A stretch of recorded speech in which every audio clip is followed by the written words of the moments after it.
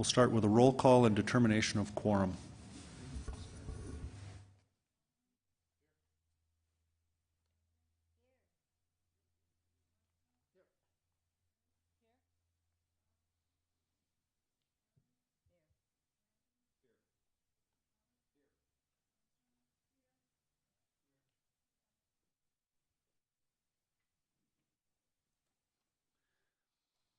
Okay, tonight's invocation will be from Julie Norwood of Big Life Church, and then immediately following that we'll have the Pledge of Allegiance.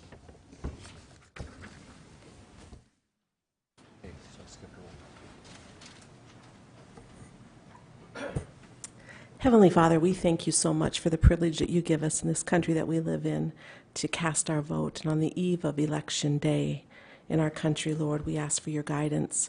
We ask tonight, Father, as we gather in this room to discuss the affairs of our great city, that you would give each leader in this room wisdom, insight, and discernment. Father, we pray that the golden rule would be set into place in every heart that serves the city, according to Matthew 7:12. We thank you, Lord, for an orderly meeting, that your will would be accomplished in our city. Please bless all of our neighbors. In Jesus' name, amen.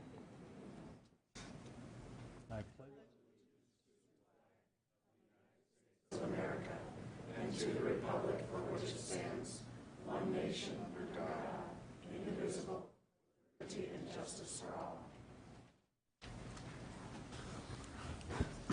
Thank you, everyone.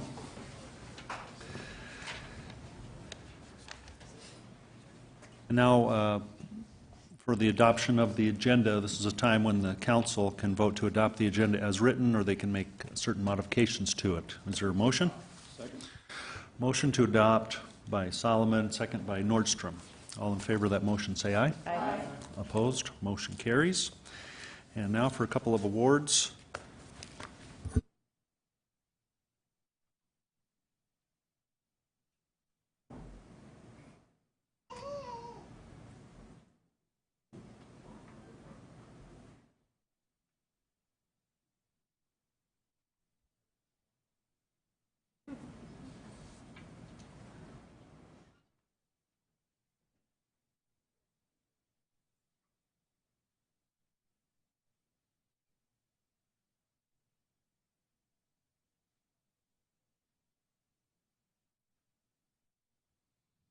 It's a pleasure to get to recognize long-term city employees. And in this case, we have John Buxton, who is retired from the Rapid City Fire Department. So even though he's retired, still wears a red shirt. Still in the blood. Oh, gotcha. So to talk about John, we have Rod Seals, the fire chief. Well, I'm honored to have not only known John for the last 23 of his 24 years of service with the city, but he was a mentor of mine and taught me the ropes as I was coming up through. And so it's an honor to recognize his 24 years with the city in addition to his 6 years with the Air Force. He will be missed. And just a little bit about John. He recently, upon his retirement, was a lieutenant out at our airport fire station. But in addition to that, we have a lot of unscheduled overtime that happens in the fire department due to out-of-town ambulance transfers, those type of things. And so John set out on a mission many years ago, and actually we have this award we give every year called the Ironman Award. And the Ironman Award is for the person that's put in the most overtime hours in the previous year. And last year, John was the recipient of that. And you're going to have to help me with the math because I think you'll have it memorized. I don't. It was how many? 1,560 hours. 1,560 additional hours in addition to the 2,912 that they work in a normal year. So he's, I think, single-handedly put on about 200,000 miles on what we call Medic 12, which is our transfer rig. So he's really dedicated himself to the department, and he's going to be a tough one to replace. So I want to thank you for all your years of service, John. Thanks, Chief.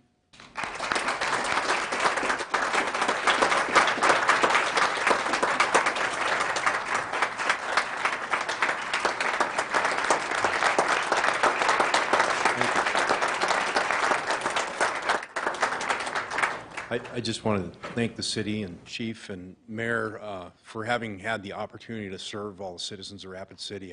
I enjoyed every bit of it, and I would do it all over again. So thank you, everyone.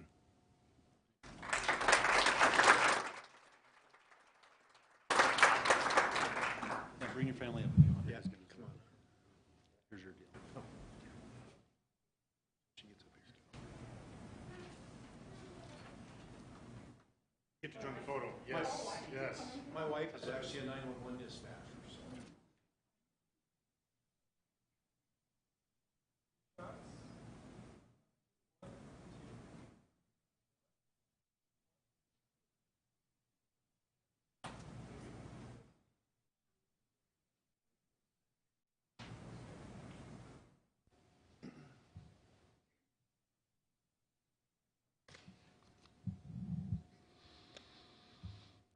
And now will Lauren Dooley please come to the head of the class and bring whoever you would like with.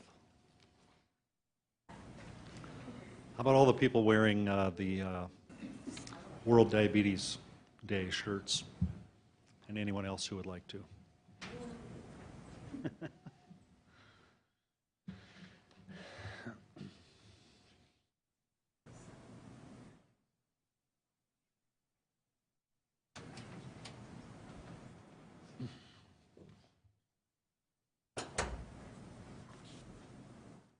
Well, tonight we're going to recognize, bring some attention to diabetes. I have an executive proclamation here, which I'll read, and I'm going to turn it over to Lauren, who is going to give a well-prepared speech.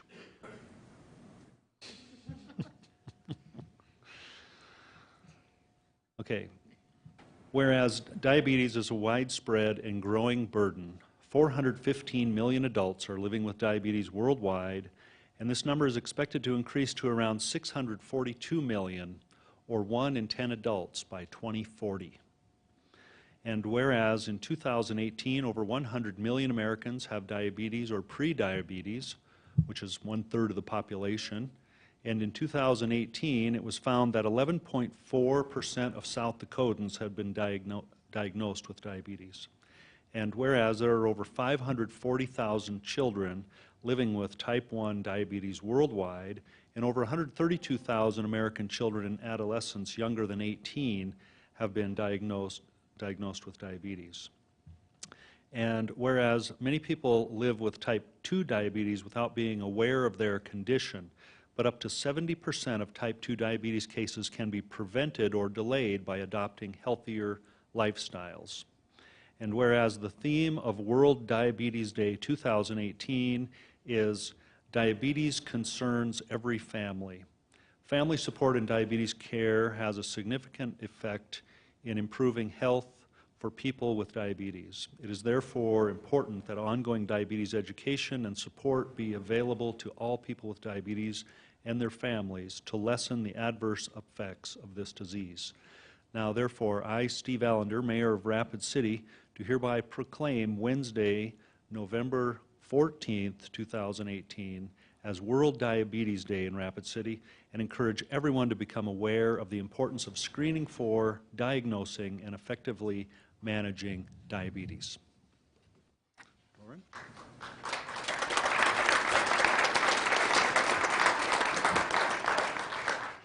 I'm a little bit nervous.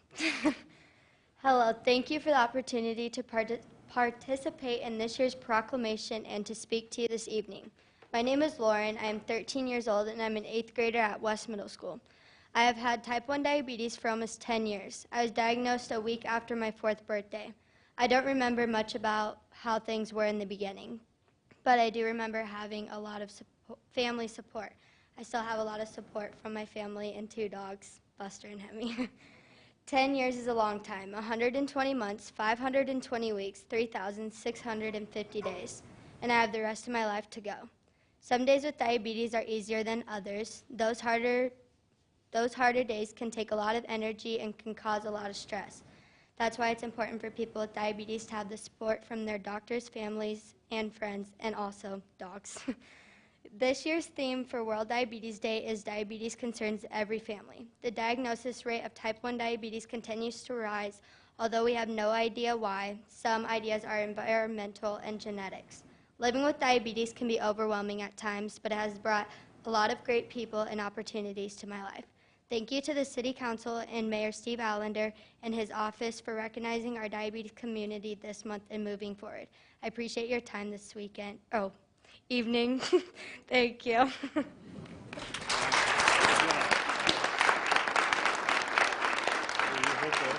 Anyone else? Anyone else like to say anything? Sing a short song?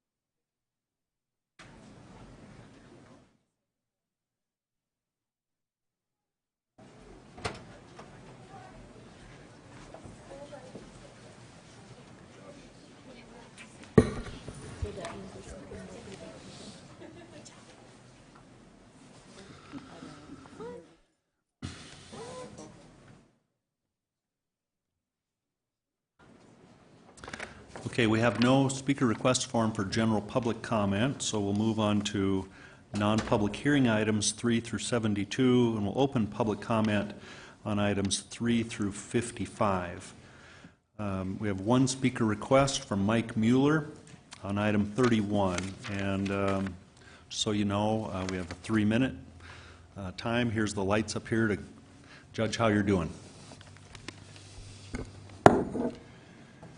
Very well, thank you, Mayor. Hello, my name is Mike Mueller. I'm chairman of West Dakota Water Development District, and we have submitted a petition to the South Dakota Water Management Board, subdivision of DENR, and wanted to try and get some information out. There's been a lot of non-factual information flying through the paper, et cetera, and I wanted to give you a rundown.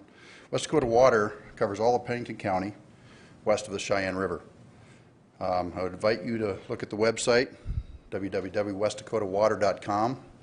We have our agendas, our minutes, projects, everything on that website. Matter of fact, a recent project we completed funding on was a DNA testing of E. coli and the pathogenicity of that E. coli. They gave us a few results, but nothing that showed septic systems being a problem. I'd like to take a minute right now to thank Dave Van Cleve. He has jumped in since this report came out and has been engaged with us for several meetings, taking care of the wastewater treatment plant, and several of our members have gone to tour the facility, and Dave has been at meetings with us, and he's been a good asset, and you've got a good man there to help you take care of the city's operations. We've got 9 area directors serving West Dakota in a representative form of government, and that's an important piece of this. In a representative republic, we are to follow the rule of law. Definition of a republic refers specifically to a form of government in which elected officials represent the citizen body and exercise power according to the rule of law under a constitution. South Dakota, we have both statutes and administrative rules, which both have the force of law. When a citizen exercises their First Amendment rights to petition our government, one would expect cooperation within that government entity. In the U.S. Constitution, Article 1, Section 10, and the South Dakota Constitution, Article 6, Section 12, prohibits ex post facto laws from being passed. our petition for the South Dakota Water Management Board merely asks for a declaratory ruling on an administrative rule, a law, granting exemptions of on-site wastewater systems older than February 28, 1975 if they are not changed, causing the groundwater to become polluted, or the systems are allowing wastewater to surface. That's all we're asking for. As an answer, what does that mean? The County Commission, Public Works Committee has chosen to oppose this. We sent a letter in March to the Water Management Board and asked for that ruling. We heard crickets. That was in March. In August, we passed to have a petition sent to them, and that was our next step. Legally, SDENR said, for the petition, you need to bring legal counsel. We chose to spend up to $7,500 to hire Chuck Jasper, a resident expert in the category, and an attorney to represent us. Everything has been in the paper has been a kind of a smear to that. We're not hiring an attorney for George Farabee, but I would like you to vote no on item 31 and not take the citizens' rights away. Thank you. Okay, thank you. And that's all the speaker requests we have. So we'll close that public hearing. On to consent items 3 through 55. The council may, if they choose, vote on all of these items, or they can pull certain items for separate consideration.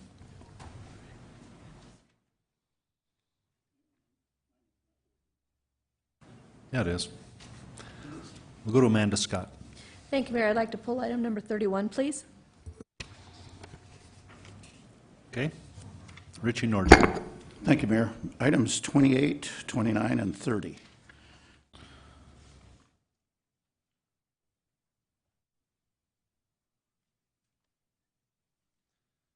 Okay, any others? Okay, then, could we have a motion to approve the consent items with the exception of 28, 29, 30, and 31? Second. Motion to approve by Solomon, second by Drury. All in favor of that motion say aye. Aye. Opposed? Motion carries. Item 28. Approve request from Genesis Capital LLC for a variance to waive requirement to install sidewalk along Seeger Drive, Rapid City, per City Ordinance 12.08.060. We'll go to Richie Nordstrom. Thank you, Mayor. I'm going to be voting no on this item to waive the sidewalk. I believe we can install a sidewalk at this location, which is very near to a sidewalk that's on Dakota Craft Road.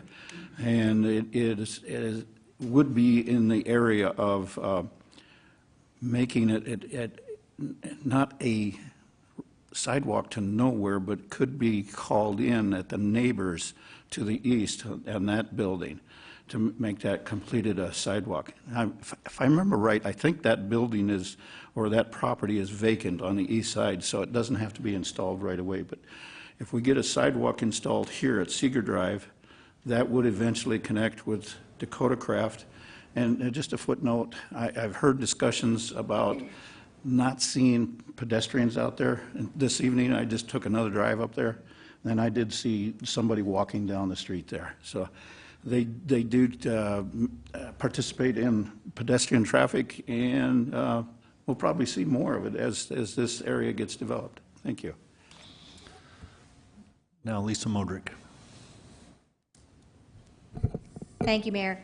I, too, spent some time out there last week to feel the grounds around it. And the sidewalks that are nearest are really still quite far. And even those have been put in, but they put in with sidewalks on both sides to nowhere.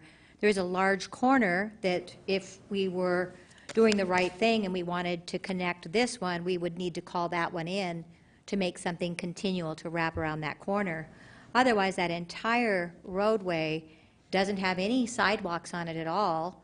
I believe at the end of this one, we might have a pump station or something. We don't have any sidewalks there, which then wraps around on the main roadway.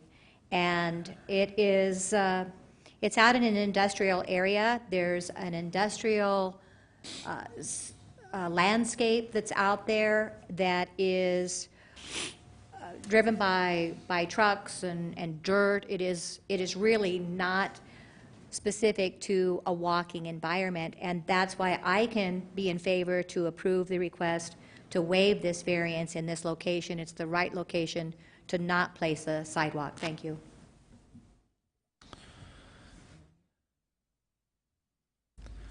Okay, still need a motion on this. We'll go to, okay, motion to approve by Solomon, second by Lewis, was it?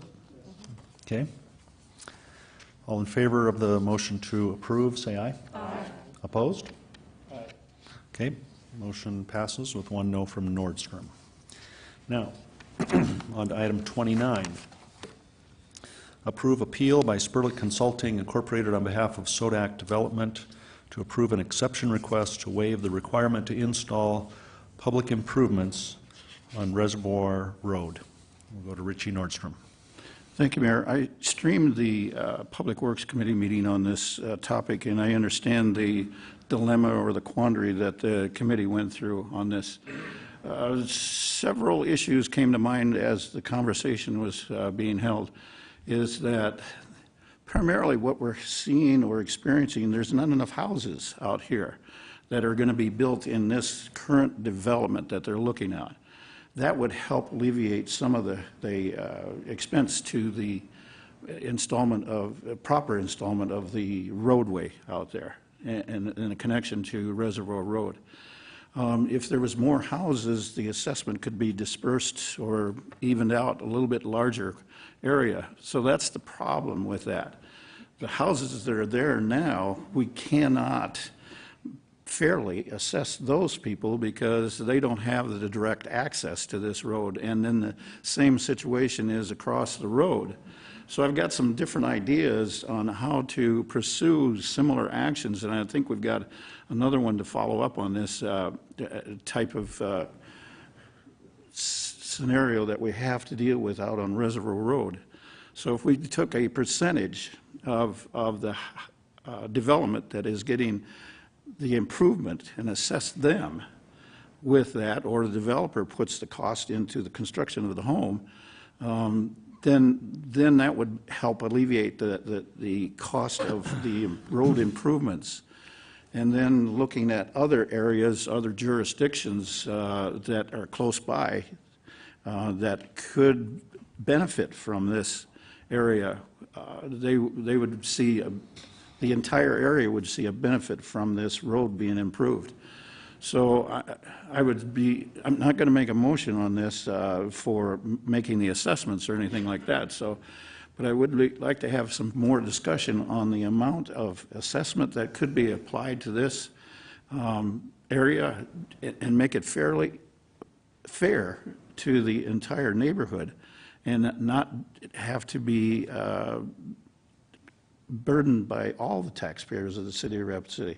So if we do a percentage here, percentage on another area with another overlay type area, and spread it out a little bit further than just that particular assessment, that traditional assessment, I'd be in favor of that. But right now, I'm going to be voting no on this because we do need the road improvements, which later goes into the CIP.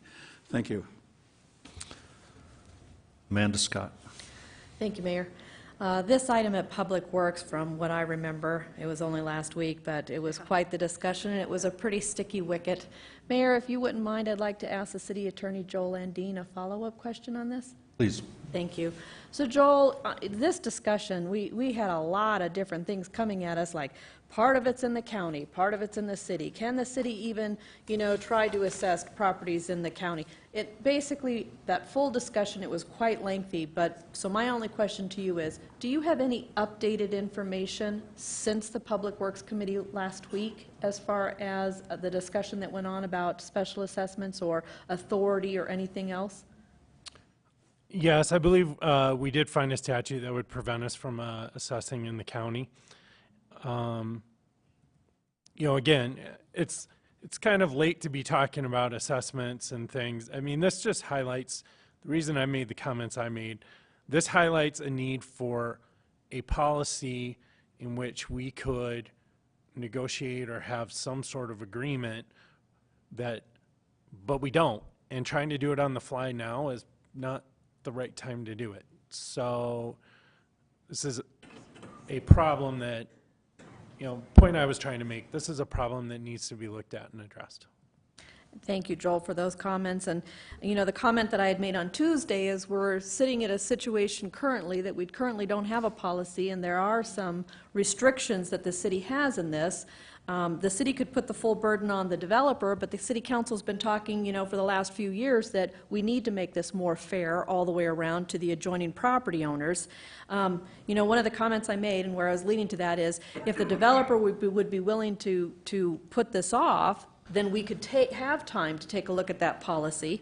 But then we're faced with the developer already has this piece of property, has got some investment already into it as far as developing it, and you put the brakes on it, and they've got money that they've already sunk into this that is just sitting there and going to be expensed out because they can't move forward on it. That's kind of what I meant by a sticky wicket here. We really don't have a really clear path, in my opinion, to go, so we really have to balance or weigh what's in the best interest of the citizens of the city.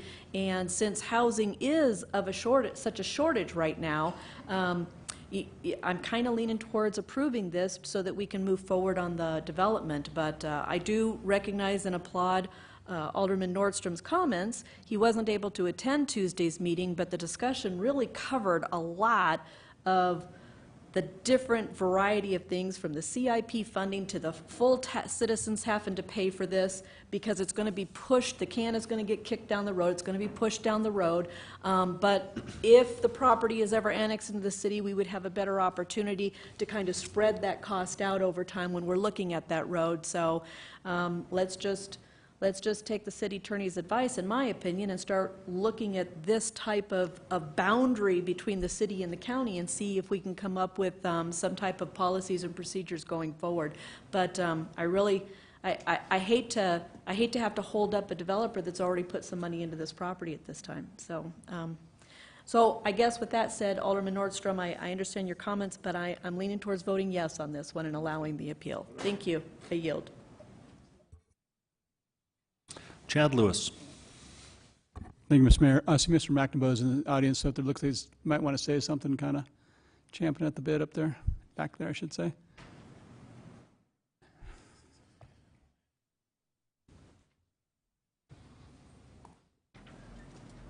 Thank you, Alderman Lewis. My name's Cale McNabo. I own Spurlick Consulting. I am the engineer of record on the project.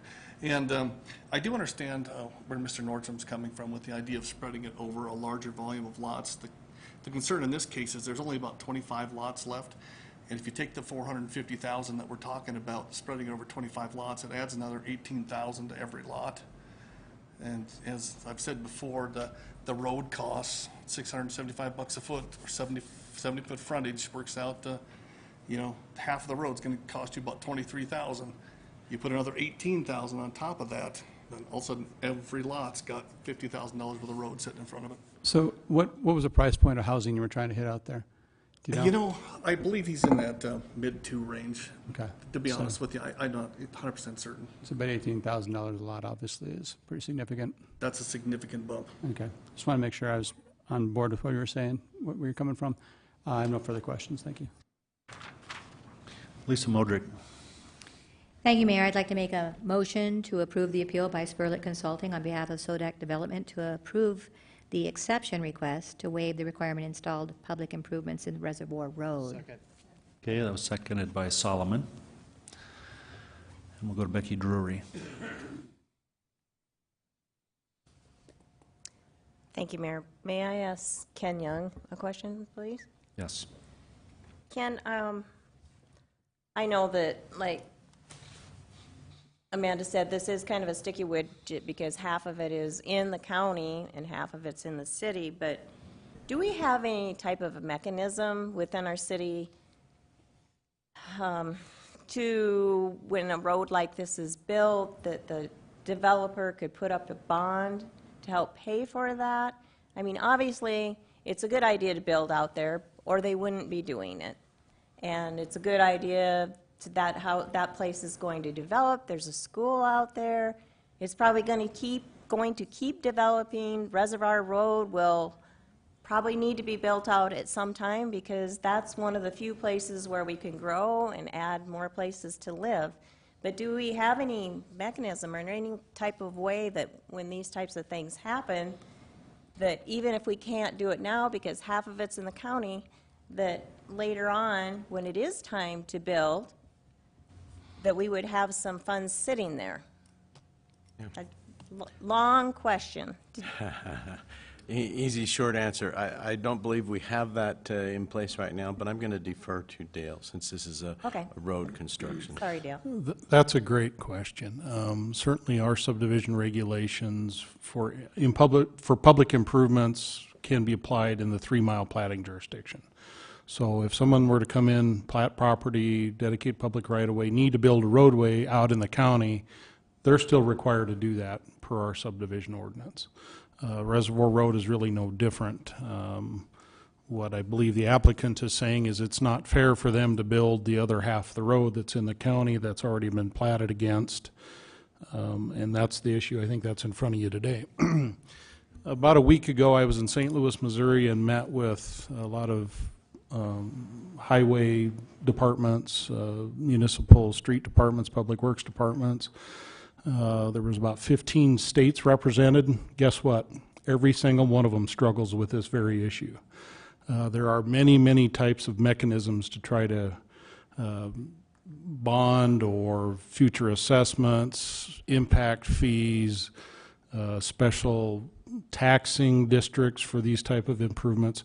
It's all over the board. For South Dakota to come up with something, it's going to take more than probably this board. It's going to take probably the state to get involved in coming up with a mechanism to make improvements to roadways that really benefit the adjoining properties. I think in this community we kind of have it backwards a little bit, where the bare ground is the benefit to the road. Well, it's the other way around. If you have a road, that makes the ground much more valuable. So that's, I think, the way we need to think and the direction we need to head. So do we have any mechanism on the table right now to get it done? We do not. All right. Thank you. I just believe that since there is a school in this area, that we will see more development there. And so I really have some heartache about forcing those road costs on the people later on down the line. I just think if the developer thinks it's a good place to build, then they should pay for it. I yield. Thank you. Okay, the motion on the floor is for approval of the appeal. All in favor of that motion, say aye. Aye. Opposed? No. No? Motion passes with 2 noes.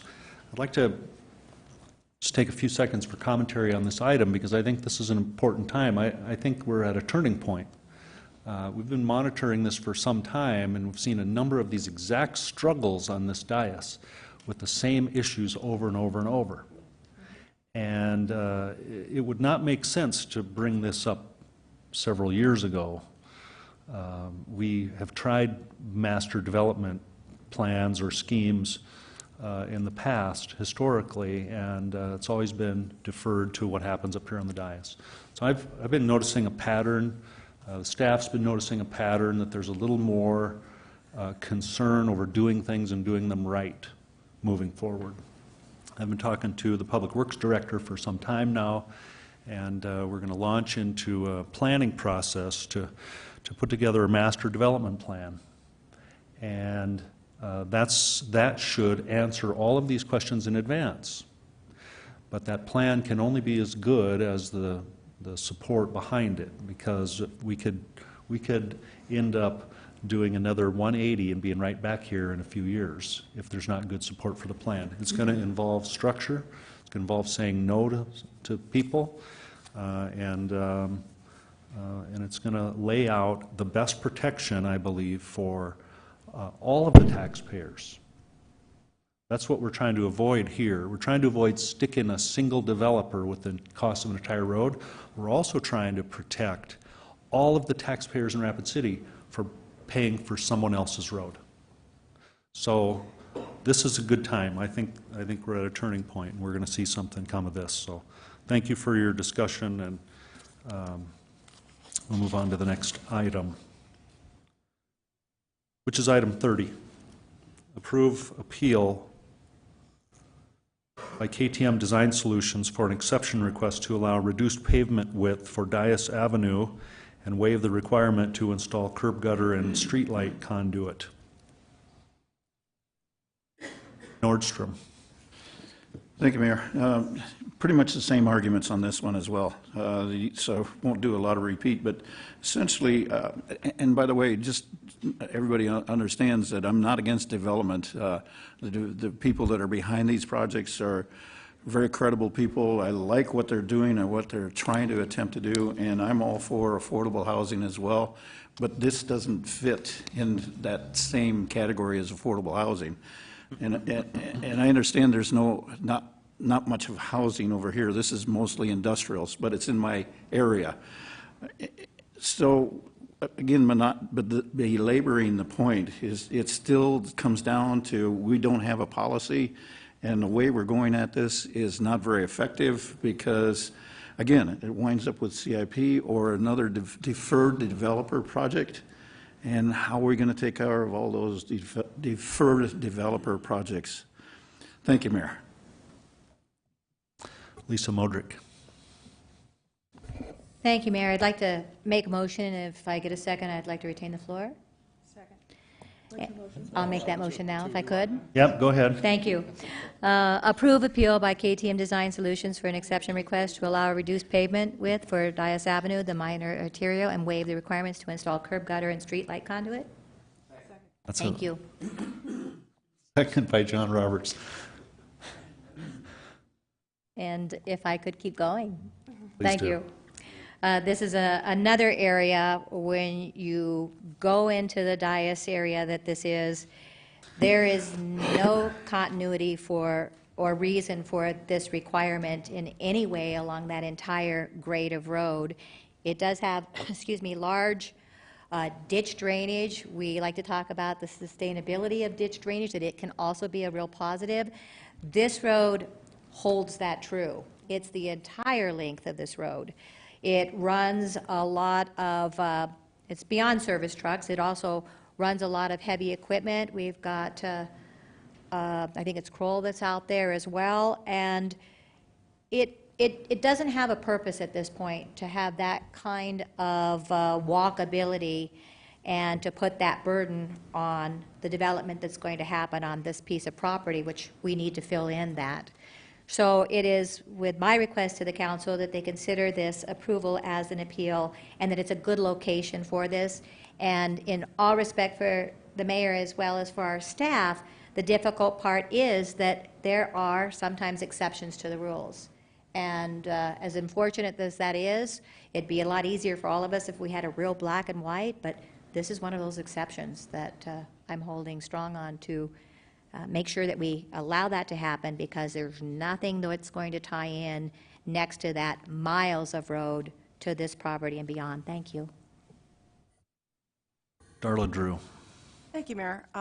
As Lisa mentioned, something we talked about at Public Works, we did talk about researching natural ditching and those kinds of things for sustainability, where we don't have to use, we don't have to cement over every bit of green. You know, we can come to that eventually. You can always put the cement in there, but we don't have to do it right now. It's kind of hard to put that genie back in the bottle once you've done that curb and gutter kind of stuff, and right now I think we should give nature a chance. And I'd like to see the future master plan actually research some natural ditching. I'm on the sustainability committee, and better minds than mine from the School of Mines who research these things as part of their field of study talk about the natural drainage and natural ditching that actually works a lot better than trying to just run the water down a conduit and into some hole in the ground. And you know that actually we do have a fairly good way of filtering water and retaining water by using our natural grasses and natural ditches. So I'd like to see that as we talk about the master plan as a possibility. I mean, I'm not saying that this is the only way we can do it. Also, I brought up the fact that we could maybe just look at some lighting conduit and not have the curb and gutter. But Mr. Boomsman explained how that would just not be feasible or practical at this time, and that they'd probably have to rip it all out as the road developed and as the area developed. So I'm going to support the appeal, and I think that we can move forward and try and think of things a little differently and try and think of the future as a more sustainable place. Amanda Scott. Thank you, Mayor. Unfortunately, I had to leave Public Works on Tuesday, and I think it was right before this item came up. So if you wouldn't mind, Mayor, I'd like to ask Mr. Dale Tech a question or two. Yes, please. Thank you. So Dale, on this one, I did stream the Public Works meeting. And if I remember correctly, Dias is a north-south road? Correct. And is the entire road up to, how far north does Dias Road go to within the city limits? It goes nearly to Country Road. I believe there's a lot on the intersection, southeast intersection of Country Road and Dias that the city boundary stops at. And that resides actually in the county? That one lot does, I believe, yes. And so when streaming it, it seemed to me that I caught a part of the conversation about Dias Road with all that industrial out there.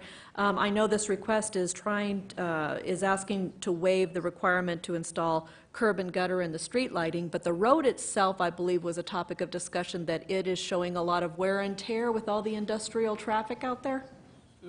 Yeah, the Dias Road was an old gravel road at one point in time under the county's jurisdiction, and then ultimately was paved. So it's an old road bed. Pavement widths are narrow. It's an old road. Certainly the increase of traffic due to industrial type activities out there just increases the type of loading that occurs on that roadway, is going to reduce its lifespan even more. I may be wrong. I think the west side of the road, the west side of Dias might be in the county still. A number of years ago, the county actually gave us Dias Road, so the road itself is ours, is the city's.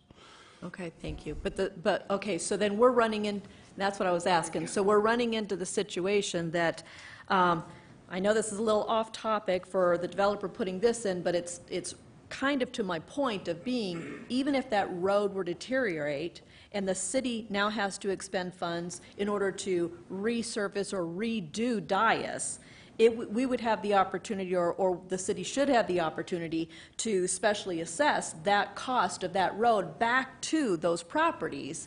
But the issue that we're going to run up against is we are sitting with some properties that are lying in the county on one side of the road, and so we cannot do it. We do not have a mechanism by statute at this time in order to specially assess a city road to county property. I believe that to be correct, yes. All right. Thank you. I wanted to add that to the conversation, because really that's the main reason I'm supporting this, is that there's really no curb and gutter and street lighting right now. If the whole road is going to go, the city owns the road, even though not all the property is annexed on both sides of that. And so we have this sticky wicket, and I think it'd be a good time to talk about how we can get a mechanism in place in order to spread the cost to the true value, or the value to the people who are going to benefit the most from it. So I am leaning towards supporting the appeal at this time. Thank you. John Roberts. Thank you, Mr. Mayor. And I will be supporting this too, and there's a couple of reasons, but I just, after the mayor was talking about doing, the plan on the last item, one of the things that I'm hoping that we can close is the loophole that kind of happened out there on at least 3 of the properties, and one of them that we're talking about is that county property, which is the Kroll's property. Because when you go in and you plat, well, they don't plat because it's 40 acres. If you have 40 acres or over, it falls outside of our platting, or outside of our requirements for improvements. Isn't that correct, Dale? Only if that's in the county. If it's in the city limits and they plat property, the improvements are still required. Even if it's 40 acres? Yeah, correct. Okay. So, but that's how all of those properties got pulled in out there and got I believe, wasn't it? I mean, the 2-up for WL Plastics was in the county when it originally came in, and I believe Wausau was too, and I know Kroll's is. They're still in the county. That's how they ended up getting their heavy industrial. I'm not certain of the history of when. I believe so. I believe that that's how it happened, that all the requirements for the road were bypassed or waived on that. So, you know, it's unfortunate that all of that happened, because that is an interesting area out there with city on the east side, and then a spot of county on the west side, and then north of that more city, and you know, so it's a road that's going to be difficult at any time in the future to make just one person pay for a portion of it. Somehow we're going to have to find a way to special assess it, or you know, do something to that road in the future, or, you know, like Seeger Avenue, someday hopefully we have extra money through CIP.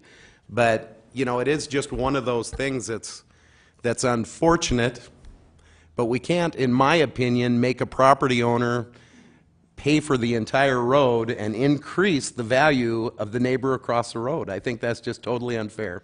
So, thank you. Chad Lewis. Thank you, Mr. Mayor. I'll be supporting this motion as well, and just as part of my philosophy is, I guess, the response what the mayor was talking about, having a more of a uniform way of doing things. I guess there's that to be said, but I also feel like I don't want to be taken out of the process as the council. I think that we should always be able to be appealed to, no matter what happens, because I think that it's just why we're here. Otherwise, what's the point of even having a council? We're the voice of the people, and some of us have got some experience in different areas of the community and different parts of the business, and some of us have been to these things. On the other side, we understand, the impact when we come and, starts denying exceptions. These exceptions are usually asked for financial reasons, obviously, but one of the first things that comes to mind is what Amanda was saying, is that, you're penalized. We're trying to put in things that don't exist currently on this road, the lights in the covering gutter, things like that. So it makes no sense to put them in, so that appeal should definitely be there, obviously. And the first person to develop is always penalized.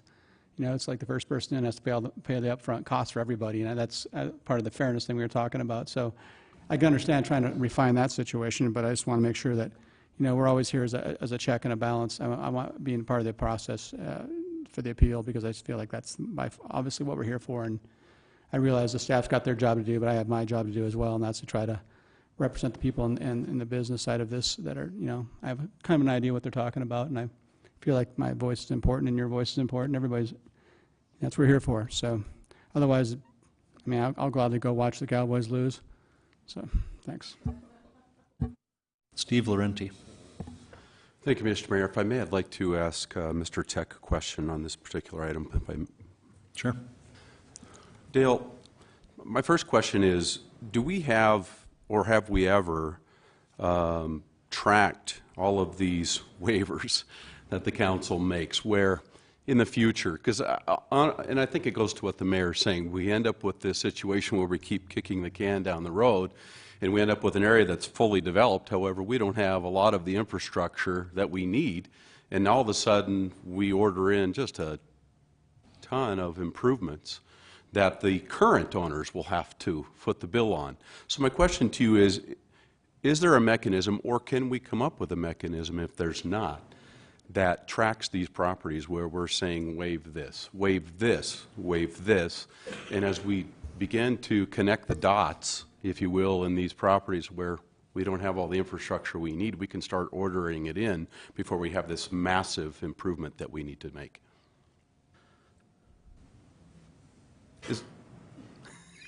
This might be an exaggeration, but the number of exceptions and variances and such are probably as great as the stars in the sky.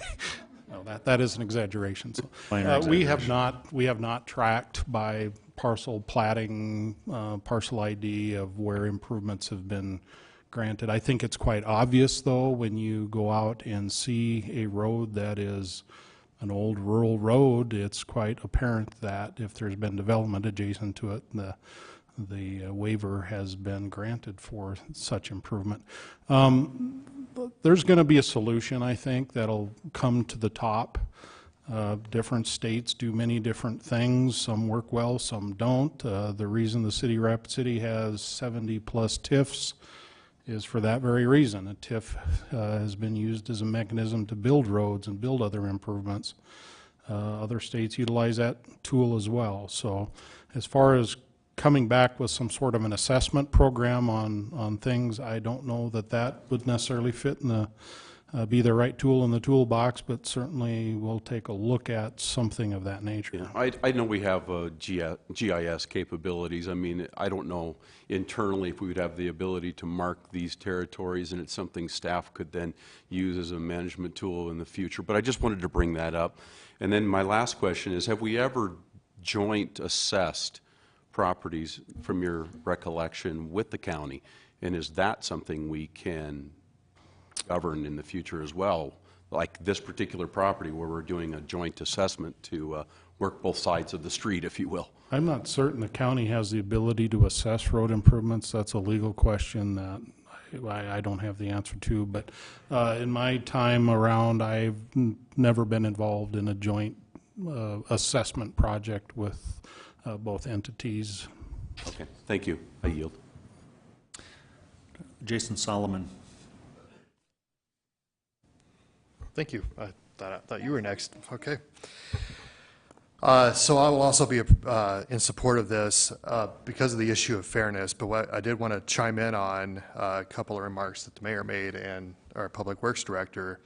For several months, we've been talking about working with the development community, staff, as well as council members in order to try to come up with a solution that is fair, because you're absolutely right. It is not fair to have one party pay for the entire improvements that benefit the other party. We want to spread that issue out in fairness. So I'm glad that you're at conferences and meeting with other entities to learn different ideas, and I'm sure share some ideas that we've done here with them. That's what we need to do. And Mr. Mayor, I would just ask if you put this plan together, and if you put any kind of group together, to Alderman Lewis's point, you know, including a couple of council members, is always a good idea to be helpful, because eventually all roads will lead to this council. So that's the way it goes. So anyway, so as we put this plan together and however this is going to look, and I'm really happy to hear that we are getting serious about that. And I believe the mayor when he says that we're going to work on that and to include at least a couple of council members, as well as, you know, development community members and the staff. Obviously, we have a fantastic staff, and I think we all want the same thing. And if we have an issue of fairness, and then our conscience is clear in order to let these kind of things go. Like I said in Public Works to Mr. Boomsma, I'd say if this was an issue of fairness, and I thought it was fair the city was asking this, I'd tell him tough luck. You're going to have to deal with it. And he's like, yeah, and I'm okay to tell him tough luck. But in this case, I would say that's not fair. And I don't want that issue either. However, it doesn't solve the bigger issue. And I'm happy to hear that we're making progress towards that end and getting support from the executive branch of our local government on that, which is very good. Just encourage you to keep the legislative branch involved as well. Thank you.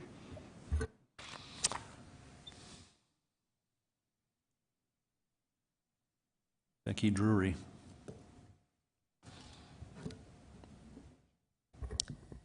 Thank you, Mayor. You know, I kind of feel bad for staff because they're just doing what they're told to do. That they're following the rules and they bring them to us with their recommendations, and you know, and then I always feel like we're somewhat undercutting their authority by voting against them. However, I understand. You know, we've got this quagmire of county and city, and it's half there and it's half there.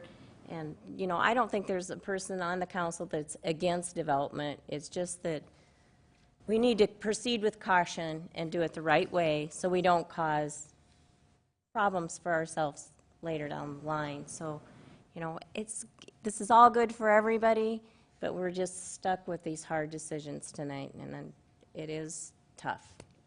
I yield. Thank you. Darla Drew. Just a quick comment. When I'm looking at these roads, today's neighborhood roads are tomorrow's arterial streets.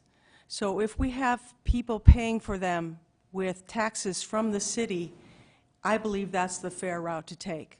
I don't think it should be all on the developers, because I think if we want to grow as a city, we have city roads, and that's what we take care of as a city. And so I don't think that we should just call them, oh, that development has a road and this neighborhood has a road, because they're all connected and they're all part of our city responsibility. Okay, the motion on the floor is for approval of the appeal. All in favor of that motion, say aye. Aye. Opposed? No. No. Motion passes with 2 noes. Richie and Becky. Item 31, acknowledge information regarding petition from the West Dakota Water Development District to the South Dakota Water Management Board requesting a declaratory ruling concerning the City of Rapid City septic tank, septic system ordinance and the City of Rapid City's petition in opposition. Amanda Scott. Thank you, Mayor. I'd like to make a motion to acknowledge and retain the floor if I can get a second. Yes, you may. And a second by Becky Drury. Go ahead. Thank you. And may I start by asking Mr. Dale Tech a question or two? Yes. Thank you.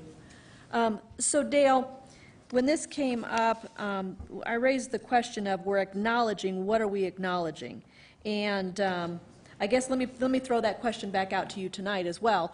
The City Council is being asked to acknowledge the information on this case. We're not being asked to make a decision. We're not being asked to decide to go forward or anything else. We are being updated on the information on this situation, and we are acknowledging the information that's being presented tonight. Is that correct? That's absolutely correct. So could you give us a brief statement as far as what we are acknowledging? What's the current status of this? As Mr. Mueller identified, a petition, I believe, was sent to the State Water Management Board, named the City of Rapid City. The city's attorney's office has responded to that. And that's what, basically this is an effort by staff. Staff is following what staff is supposed to do. The City Council is really just receiving an update tonight. The City Council is not making a decision. And Joel, I'm looking at you because Mr. Tech looked at you, so can you just confirm that as well? Yes, that's correct. And I do want to take issue with some of the things that were said earlier, in that the Water Management Board is not the appropriate avenue to challenge the legality of this. There are regulations in the administrative rules of South Dakota that regulate septic systems. And there is an exception in that chapter to those regulations. So that exception that Mr. Farabee keeps talking about applies to those regulations in the administrative rules of South Dakota. There's nothing in that chapter that prevents the city or the county from also regulating septic systems. Those are the basic rules for everyone in the state, whether you live within a city or a county or whatever, because it takes into consideration that a lot of counties, a lot of communities aren't going to have rules on septics. Now, it's not unusual for a city, I don't think it would surprise anybody, if you live in a city, you're subject to more regulation than if you live out in the county or somewhere in the state. If you live in Pennington County, you're subject to more regulation than if you live in Jackson County. The more people that live in an area, the more regulation generally there is. So we have argued from the beginning that we have authority separately to adopt septic ordinances. And while some would like people to believe that this question has not been properly addressed, now I was not sitting in court, and if I get this wrong, I apologize, but I believe Mr. Farabee has already raised all of these issues during his criminal case. So a judge who understands statutory construction has already looked at all this. The Water Conservation Board is all a volunteer board, not made up of lawyers, whose expertise is not statutory construction. I'm guessing that they're appointed to that board based on interest or their expertise in water issues, not on interpreting the law. So the proper avenue to challenge this, if they believe this exception applies to cities and counties, is to file a declaratory judgment action. But again, this has already been addressed by the courts in the criminal case, these questions. So I don't know that it's necessary, but that would be the proper venue, because they're not really asking the Water Conservation Board to just interpret their own administrative rule. They're asking them to interpret it in a way that would at least in part negate a city and a county ordinance, which we believe they do not have the authority to do. And Joel, just to follow up, to wrap it up, because my time's almost out, someone else may ask you a question, but really staff is responding to this because basically the city was named in the suit or the case that's being requested for a ruling, correct? Correct. They are asking to, again, partially negate a city ordinance and a county ordinance. So both the city and the county have responded. So city staff is carrying forward. I'm just going to reiterate it again. City council is just receiving an update on what has happened on this case, and we are acknowledging the information tonight. That's Correct. the issue before us. Correct. Because this did get attention in the paper and there was maybe questions about it, Public Works staff did want to put it on the agenda to update you on and the community on what was going on and what our response to, based on the story in the Journal, was. Thank you, and thank you, Mayor. Richie Nordstrom.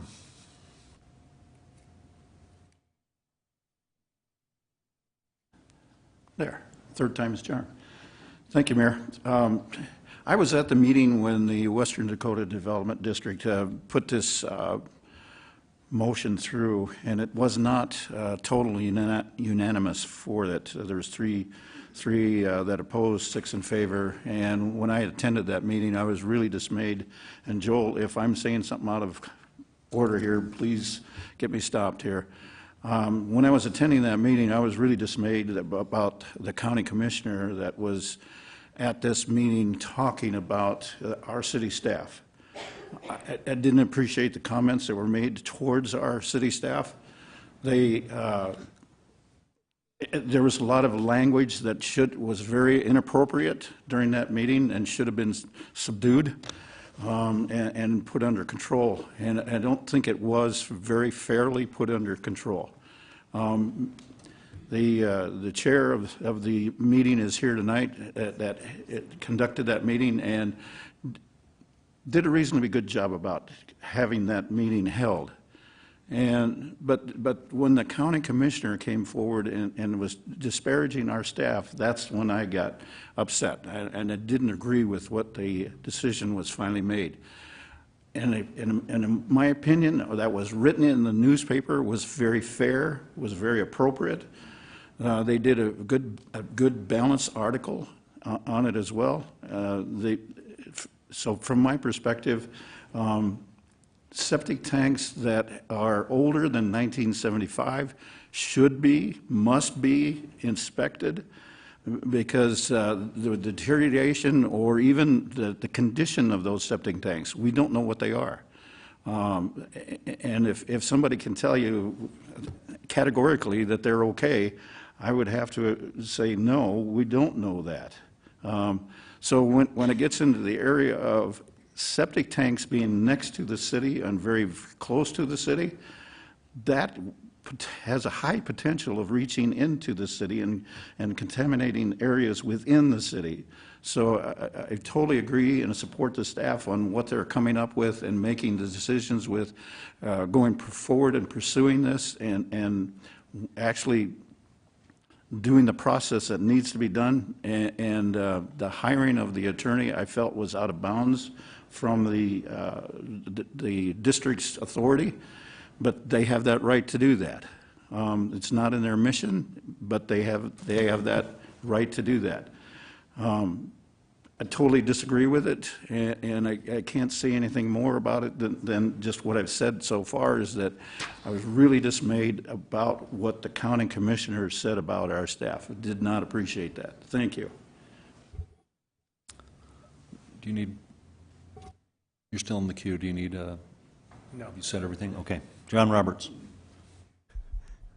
Thank you, Mr. Mayor. And Mr. Mueller, did you have something else that you wanted to add to that? Thanks for the invitation. When the petition was received at DENR Water Management Board, they had a line in there that stated, I'll pull this out here for you so you know why we had to hire legal counsel. was the fact that the district will need to be represented by legal counsel, because they're going to call this a hearing at the State Water Management Board. So it was totally within the purview of the water district to do that. So Mr. Nordstrom's comments are not accurate. We did not get contacted by the Journal as the hit piece that came out on Sunday. Some board members did, some candidates did, but not those in the affirmative. So it's a mess, but it's a citizen's right to get an answer from government. And at this point in time, that's all we're asking for, up or down. Is this a yes or a no? Is curfew 11 or is it 12? Was I speeding or wasn't I? That's all it is. And I definitely understand that. You know, but the problem is we're really not voting on anything tonight. So for us to vote no on this would really make no sense. But we're not. We're just acknowledging this. And I don't know, was there ever a time that we voted to, I don't think we, can I ask Joel Landine a question on this? Thank you. Joel, this would have never came forward to us to vote on it because they brought legal action against us, correct? So we as a council wouldn't have had to vote on whether or not you took action on this. That's correct. It's not even, is it a legal action? It's an administrative action. I mean, we get administrative things all the time, the Department of Labor and other agencies, and no, generally those don't come to you, and there's no outside counsel. It's being handled internally. So it's just something that we do as part of our duties. So no, it's not something that generally comes to you. And I have one more question. I'll get back to you in 1 second if I don't run out of time. But I believe, I've sat on this council enough years now, and I've seen a lot of different things come across here. But as a municipality, we have the right to write an ordinance that's more stringent than what the state has on the books. So what I'm saying is, if we want to, if the city wanted to take an ordinance that the state had or a recommendation the state had, and we wanted to add to it, that's our right as a city, correct? I mean, generally, I mean, it gets more complicated. There's areas where we can be more stringent, and there's areas where we can't. And that's why sometimes the state preempts our regulation in an area, but we do not believe that the state has preempted our regulation in the area of septic ordinances. But yes, in a lot of areas, just because the state has a regulation on something, we also can regulate it, and we can be more stringent than the state generally. Because most of the things that I've seen, the state says we can't allow less than what they allow, but we can allow more. Correct. So go ahead, Mr. Mueller, if you have something else you would like I to see say. item 31, you're voting to be in opposition of this petition, as the county commission did. What's the statement in opposition? I gave a courtesy copy to Lindsay in the mayor's office because you were named in there as an ordinance, as was Pennington County. So it was more of a formality and an affidavit that you'd received this petition, so the State Water Management Board had knowledge that you'd received copy. That's all it was. So it's really a very simple issue. Thank you, Mr. Mueller. Steve Laurenti. Thank you, Mr. Mayor. If I may, I'd like to ask the city attorney a question on this item, if I may, please. Yes, please. Thank you. Joel, as I'm reading through this, and my understanding is what they would really need to do is get this part of the city's septic system ordinance on the agenda. I mean, if we were going to be voting up or down on something, that we could have this part of the Rapid City septic system ordinance governing septic water systems prior to 1975, that we could possibly remove that from that particular ordinance. Wouldn't that be the appropriate up and down for the council as far as approving what this water board is looking for? If we said, you know what, city, you've reached too far, you're trying to cover systems that with this ordinance, and we want to remove this part of the ordinance. That would be within the purview of the council, am I correct? Certainly, you could change the ordinance and provide an exception to exempt certain septic systems from the regulation. However, one of the things that has troubled me about this discussion surrounding this is the 1 mile jurisdiction and the fact the city is asserting its jurisdiction over county residents. I would just point out the county intentionally adopted the exact same ordinance as the city, and it was understood at the time that was done that the city would enforce within the 1 mile because we have more staff and we could handle it along with the city regulations, and that the county would do the regulation outside of the 1 mile. So for instance, one of the citizens mentioned at the Water District meeting was within the 1 mile and had been enforced by the city, but Mr. Farabee is outside of the 1 mile and was enforced by the county. So both the county and the city are enforcing. So any exception we would do, we would probably want to see the county adopt the exact same exception. So again, the ordinances are uniform. But either the county or the city could amend its ordinance to adopt the exception that's in the administrative rules or something similar. So the county has adopted this particular, if you want to call it enforcement or regulation of these pre-1975 water systems. They have adopted the same ordinance that the city adopted. All right, thank you. I yield.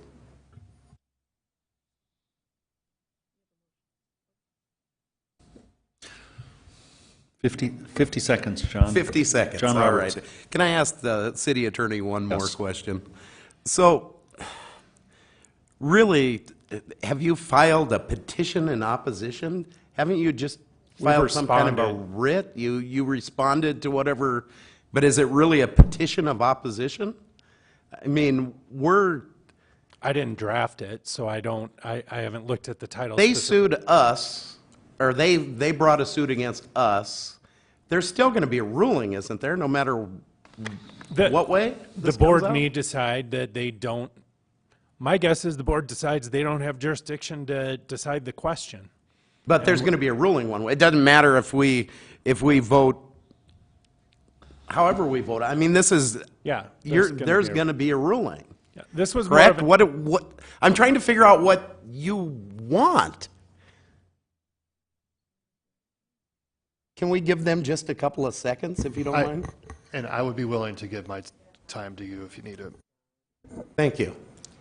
Thank you for allowing me to speak. I am Julie Fry-Mueller. I am a representative for District 30, and my district, the constituents in my district, this negatively affects them. What I think you're missing is it was a courtesy copy to you to let you know about it. That's what they're asking for, a declaratory ruling. And I would like to say one other thing. On the septic rule, when you keep talking about George Farabee and he's not following an ordinance, when you pass a law or an ordinance, it's from the day you pass it forward. The 1975 law was stated way back then to protect people in the future. So every time a code changes or a law changes, everybody prior who complied with everything didn't have to jump through the hoops. So as Mr. Lewis is a developer, and when he builds, or was at least at one, I don't know if you still are, but you would build homes to code as to what they were. But if they passed a new electrical code, you would not have to go back and change all the codes to your house. So this doesn't have to do with 1975. It has to go from when they passed the law in 2010. None of us, by law, South Dakota or U.S. Constitution, should have to comply unless we change the footprint of our property.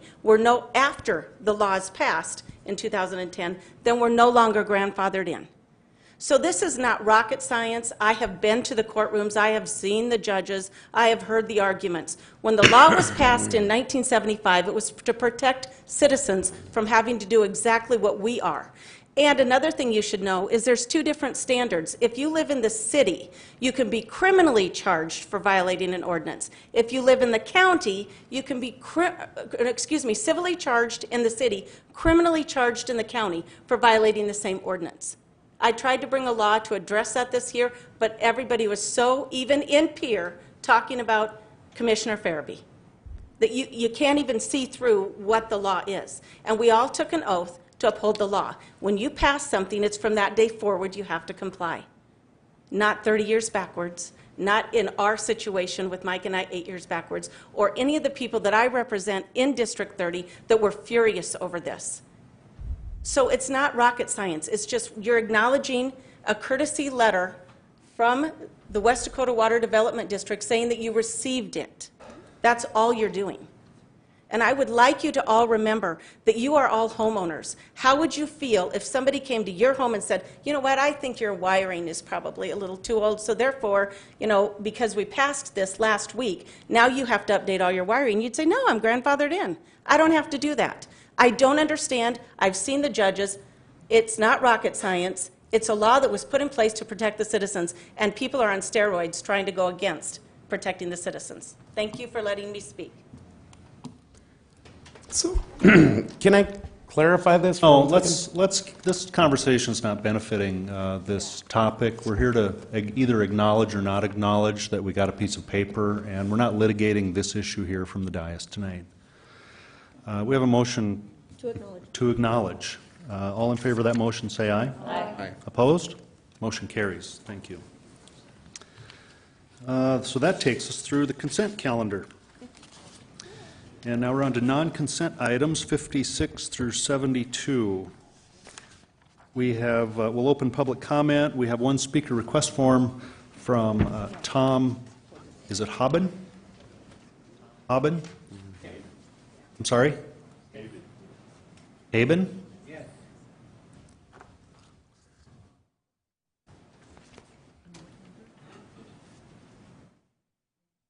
On item number 60.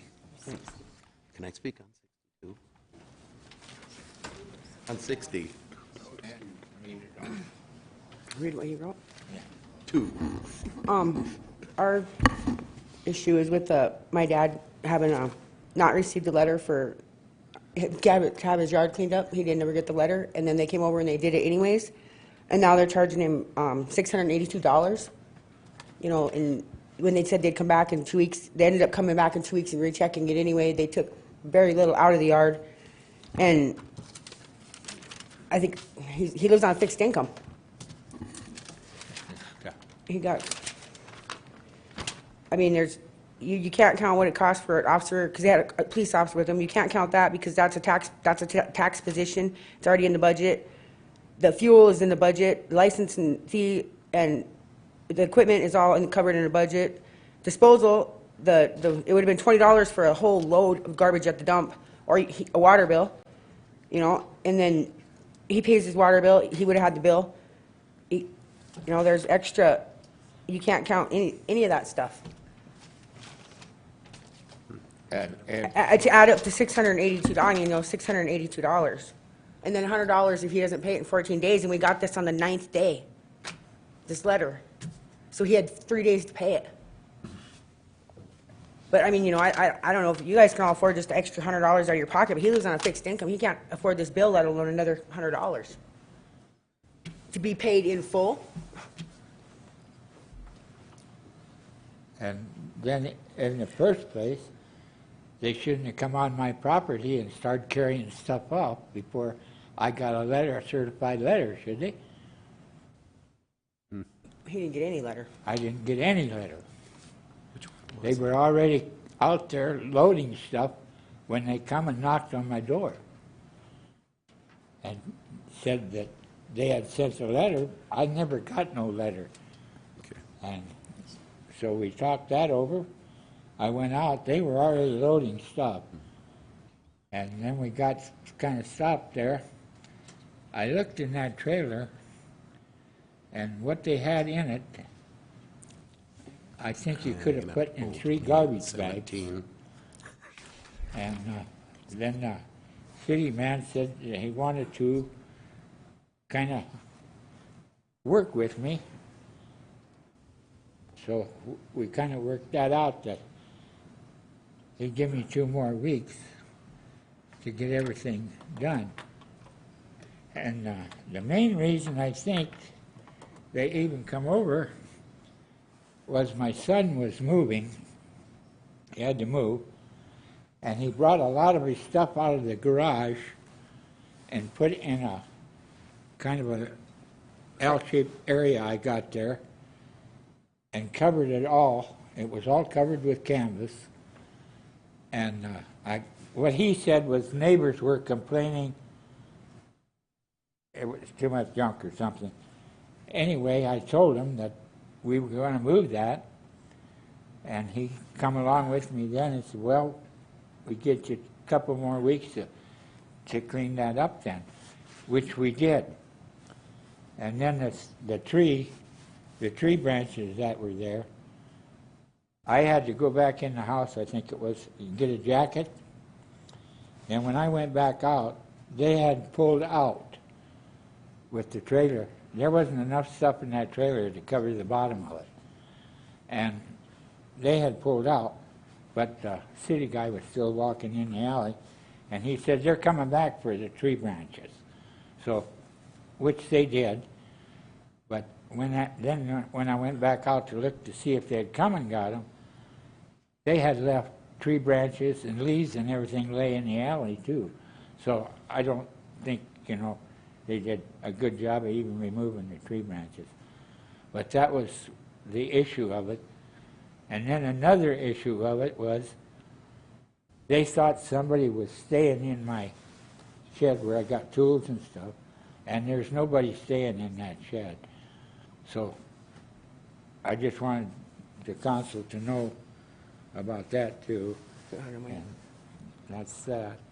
And then whatever you have, Mar. That's all I had, Tom. Huh? And I guess I just wanted, I'd like to see some kind of itemization on this. It says it's a bill. It's not a fine or, it's a bill. $540 for what? You paid 3 laborers $194 an hour, basically, because everything else should have been covered. Fuel's covered, the officer's pay is covered, the city administration, he's covered. That's all in the budget for the year. So you paid 3 people $198 a piece to load up half a truck's worth of stuff? That doesn't make any sense. That's just robbery. Someone else getting ripped off too. I mean, I personally, I have a job. I make $18 an hour and I can't afford this bill. My dad lives on a fixed income. Worked his whole life in this city, in this town. But, so I don't know. I guess I just don't understand it. Okay, well, we'll get to this item here very shortly in the agenda, and then we'll be talking about it again, and maybe one of these council members would like to ask you a question when we get to that item, okay? Thank you. Okay. Thank you. Okay, that'll close the public comment period, and now we're moving on with item 56 under ordinances. First reading, ordinance 6280, an ordinance amending section 17.06 of chapter 17 of the Rapid City Municipal Code, a request by the city of Rapid City for a rezoning request from no-use district to medium-density residential district for property generally described as being located north of Seeger Drive, east of 143rd Avenue, west of Dias Avenue. Move to approve. Motion approved by Drew and a second by Nordstrom. All in favor of approval, say aye. Aye. Opposed? Motion carries. Item 57, first reading ordinance 6286, an ordinance amending section 17.06 of chapter 17 of the Rapid City Municipal Code, a request by KTM Design Solutions Incorporated for Haig Gomez LLC for a rezoning request from General Agricultural District to Medium Density Residential District for property generally described as being located north of the intersection of Seeger Drive and Mall Drive. Motion to approve by Nordstrom, second by Drury. All in favor of approval, say aye. Aye. Opposed? Motion carries. Item 58, first reading ordinance 6289, an ordinance regarding supplemental appropriation number 7 for 2018. Motion to approve by Nordstrom, second by Drew. All in favor of approval, say aye. Aye. Opposed? Motion carries. For item number 59, we'll go to Darla Drew, the Public Works Chairman. Thank you. Approved lease agreement between the City of Rapid City and Black Hills Soccer Federation, Inc. The recommendation was to approve with 4-1 with Scott voting no, and leave it back to you, Mr. Mayor. Motion to approve by Lewis and second by Modrick. And we'll go to Amanda Scott. Thank you, Mayor. Thank you for the Public Works Committee that we had a great discussion on this, and our Parks and Rec Director answered some questions that had been raised from people in the community. I had stated Tuesday that I was voting no primarily to make sure that this was not on the consent calendar, because I just wanted to make sure that the citizens were aware of the discussion. I had been approached that Tuesday morning, Monday and Tuesday, by 3 different people up in my ward. They were just questioning again, and they just want to make sure that the participants that are in partnership with the city and lease these city parks for very specific purposes still recognize that they are city property that are owned by the citizens of Rapid City. So that was the reason that I had voted no on Tuesday, but I am supportive of this, and I will be voting yes tonight. Just wanted to make sure that occasionally we have that discussion so that everybody is very much aware, yes, these are city parks. They are open to our citizens. However, what the organization is leasing for is for first rights in order to utilize the property for the purposes in which they are contributing, concession stands and, you know, putting some other money into it. So it's kind of, I view it as a partnership, but I do get questioned a lot up in my ward to make sure that the city property remains open to all of the citizens. And so thank you to staff for answering those questions. Richie Nordstrom. Thank you, Mayor. I too want to just dovetail or add on to this. Mr. Bigler answered some questions and concerns that I had raised as well, or had been raised to me. And so primarily explaining how that property and lease agreements works, and so I got that information back to the citizens. So very helpful on that, Mr. Bigler. Thank you very much for your time. And with that, also being the public has access to this, but it is gated, so vehicles can't get in there, and primarily vandalism is the biggest concern that I have. So just want to thank everybody that was involved in bringing up these questions as well. Thank you. Yield. Okay, motion on the floor is for approval of item 59. All in favor of that motion, say aye. Aye. Opposed? Motion carries. Item 60 will go to Laura Armstrong, the Legal Finance Committee Chair. Okay, approve resolution number 2018-078, a resolution levying assessment for abatement of nuisances. I'm going to yield the floor and invite some further discussion on this. Move to approve.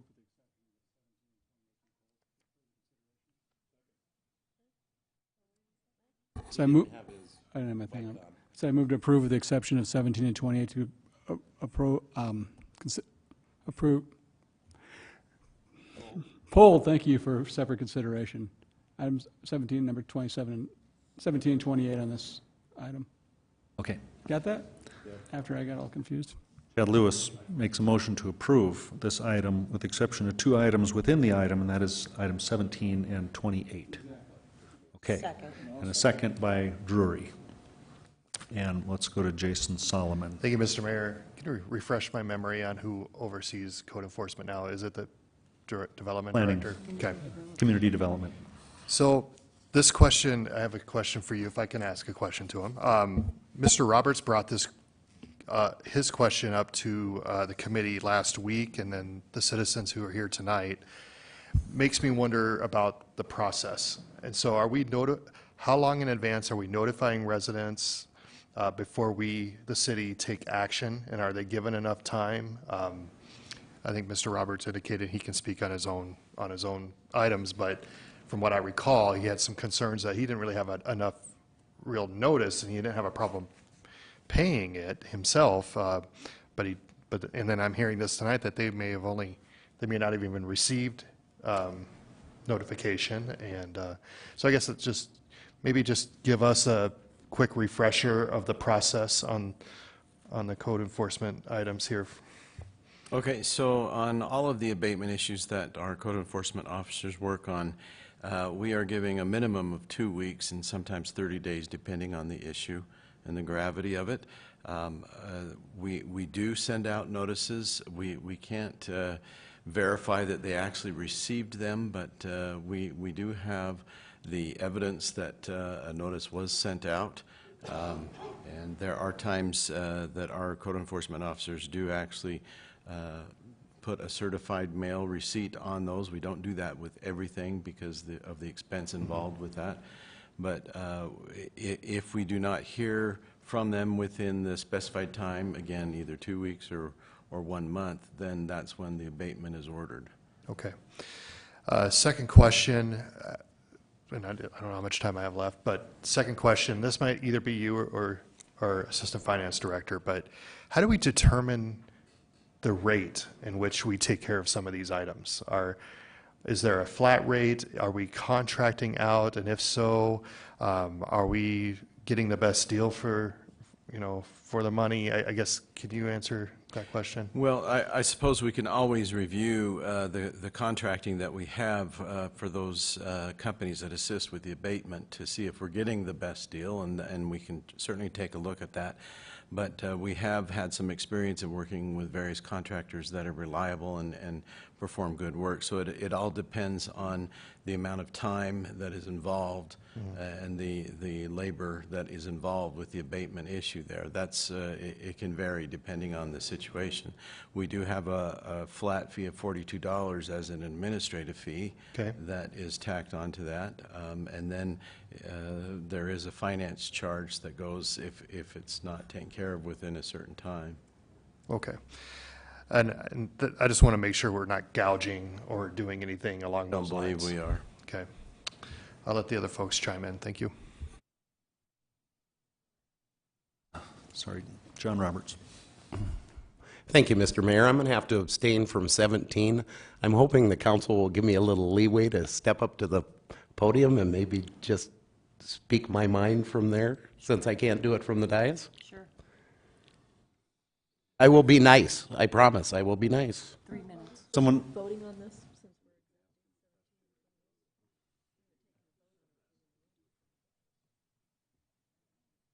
Well, we've got a motion to approve the item with the exception of these 2 sub-items. So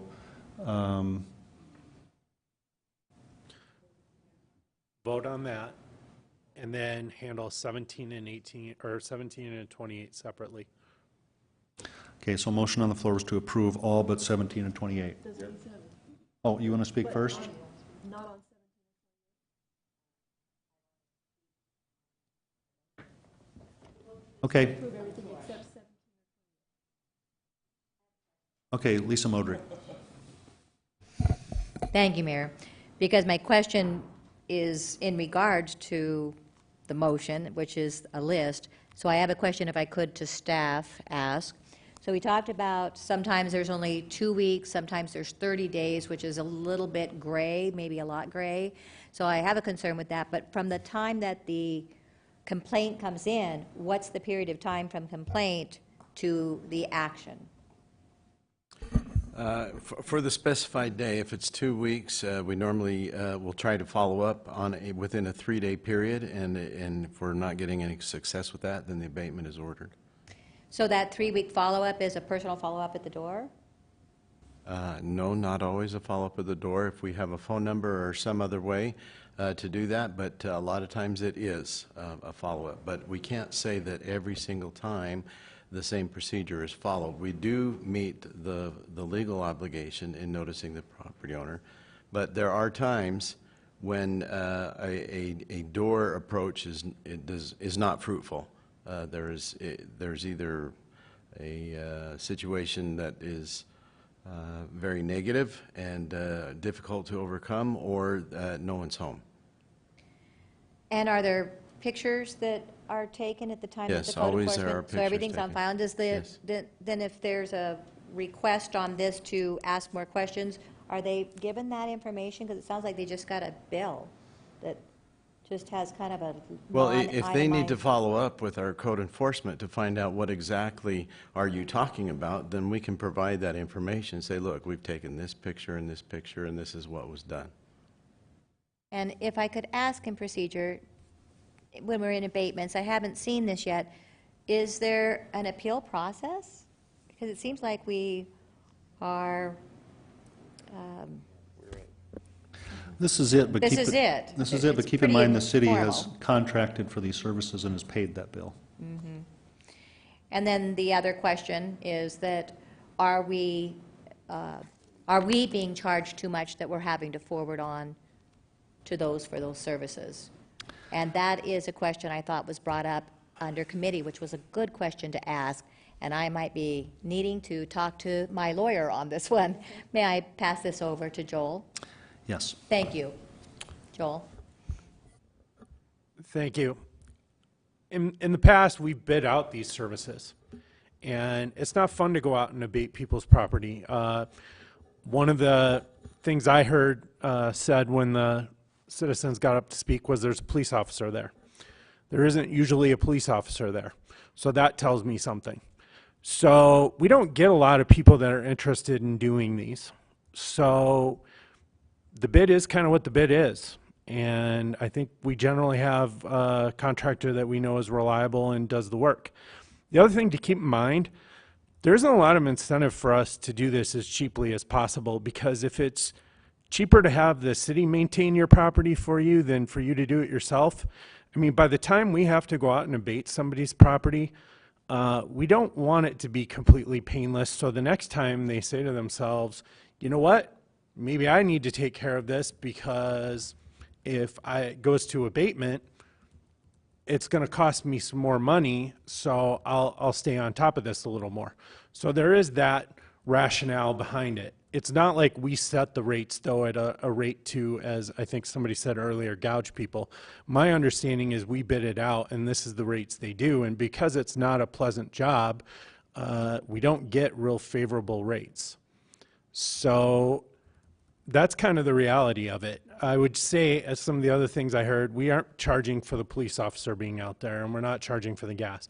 I'm guessing that this bill, and Tracy may have more of the specific details, but it's what we paid the contractor that we contract with, and a small administrative, the $40 administrative fee. So, and as far as notice, I also think I heard the gentleman say that he talked to the code enforcement officer, and the code enforcement officer gave him 2 more weeks. So there was notice. Sounds like they went out to follow up. The person was there. They spoke with the gentleman. He said, I need some more time. They gave him additional time to do it. So I don't know that this is really a notice question, but none of the staff that were actually involved in this are here. So if you're not inclined to approve it tonight, I would suggest we continue it. And if you would like additional information, we can have Matt Ozarek come to the meeting. We can bring pictures and we can talk about it. And we can give an itemized bill. But if that's how you would like to handle it. I think if I could just wrap this up, because I know we have a motion and it'd be nice to move that forward.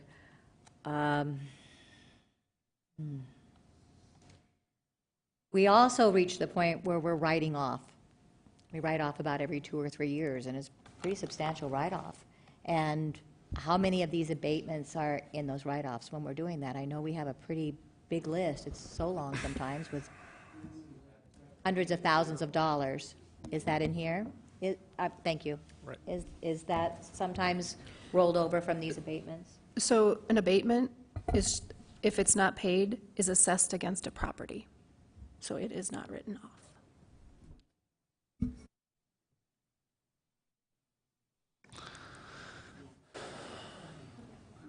Who's speaking?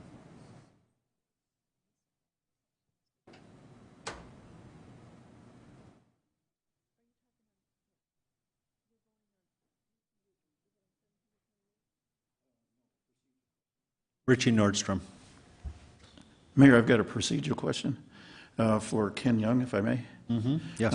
Mr. Young, on the abatement list that we have in front of us now, and in the past, we used to have a list of I call it a history of the properties. If there was more than one abatement that was to take place, then we saw a history of those properties. Is there a reason why we stopped doing that? Well, I wish I could answer that question. I suppose I'm not familiar that that's what was submitted to you. It's probably not a fair question to you, but and I know we used to get the list of in years past that we were getting the history of the properties that were getting abated, and if we had repeat abatements going on, then I was in favor of seeing an accelerated administrative fee on that. And now, without that information in front of me, I know perhaps staff is taking care of that part of it, but without that information, I feel like I'm lacking some information, and that's, for me, that's not helpful. Sure, if I may, I feel like we're just disadvantaged here at this point where this is brought up, where we do not have the wherewithal, or we're not prepared to present all of the information that council is looking for at this time to show all the particulars of this situation, and we could come back to you with that. In that this was brought forward not under community development items on the agenda. I was not prepared to do that, and so for the council to sit as judge and jury on this particular situation, I think you would want to have the detailed facts before listening to a he said, she said type of report. Yeah, and again, if that deserves an apology, my apologies is because you're not in the loop on this just yet. So the other part of it is that for me, what we're doing in my understanding of the process is trying to get the city out of the property management business. We don't want to go there. And I agree with the city attorney's comments about not the prices that we're getting bid for. That's another incentive to get us, the city, out of the property management business. So I'll leave it there. And I think the other two items deserve more conversation. Thank you. Chad Lewis. If I could, if it's okay with the seconder, I'd like to amend my motion to continue item number 28 till the next legal on finance. I can't. Oh, we're doing it. Well, I was going to dispose of it this way. Okay, fine. I just. Let's vote on the first. All right. All right, so motion on the floor to approve with the exception of 17 and 28. All in favor of that motion, say aye. Aye. Opposed? Motion carries. It's the same, 16.5 doesn't matter.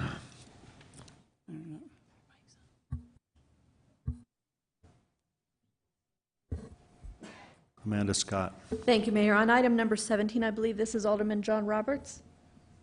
Yes, would Would you like like to to ask him a approach the question? podium and give us some background information on the request? Are you actually, and as you're approaching there, I'm just going to ask you, are you actually asking for a reduction, or are you bringing to light some information that you've discovered as far as being an applicant or a recipient of the letter of notification? Thank you, Councilwoman Scott. I want to bring forward a little bit of information. I am asking to waive the $100 fine, and the reason being is, well, there's a few reasons. One, I think a person should have the ability to speak on something before they get fined on it. And I did tell our property manager to hold off on this until I had the ability to speak to the council on this or Public Works on this. I didn't realize that we were only going to have 3 weeks from the time we were billed until the time that the late fee kicked in. I thought that it probably would happen after the fact of, but I've only been on the council for 7 years. I should have known that. And I apologize for that. And our property manager didn't listen to me anyway, and he sent the check 3 days late, and they returned it. So we did send it. We just sent it a couple of days late. I apologize for that. And you know what? If this council doesn't waive the $100, it will not kill us. I'm just asking for that because we own 14 properties now that we are trying to keep just as affordable as possible. Okay, this property that was abated, when we got the abatement, when we put residents into our properties, we make a deal with them that they take care of all the snow removal and the lawn maintenance, and we cut their rent down, okay? This is a 3-bedroom property. 3-bedroom properties in Rapid City are averaging just under $1,200 a month now. This property we rent for $835 a month. So we're at about 70% of the average market value, and that's what we try to do with all of our properties is stay at least 80% of average or market value on our properties. Now, we could go out, because I got a bid on this from the same company that went out and abated it, and they will mow our grass for $40 per event. So at $160, I could have it mowed every week, and I could just charge it back to my renters and add it to the rent. But I don't want to do that. And when this, like I started saying, when this happened, our renter was gone, and they did get the notice. And then when they sent it over to the property manager, he was on vacation. So it was just a mistake. If you look at all of our properties, this is the first time we've ever had this happen. And it won't happen again, because we put into place with somebody that does maintenance, lawn maintenance at our office building, that if something like this happens again, they'll do it. So it will not happen again.